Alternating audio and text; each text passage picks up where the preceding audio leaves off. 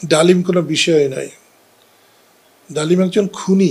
শেখ মুজিবুর রহমান বঙ্গবন্ধু এমন একজন নেতা ছিলেন, আজকে আমরা যারা নেতা হয়ে উঠেছি একজনও আমরা তার কাছাকাছি না, চিন্তা চেতনায়, মনোভাব, কোনো কিছুতেই না।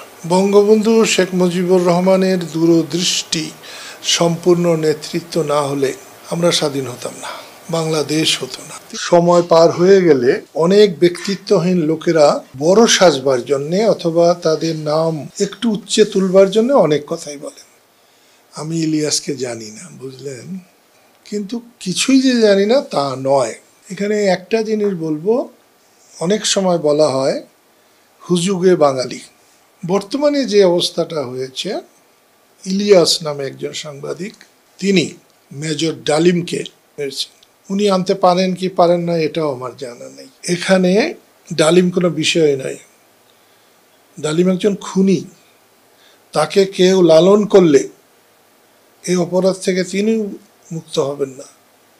তিনি সেটা সাহিত্যিক হন, সাংবাদিক হন, সৈনিক হন বা রাজনীতিবিদ হন।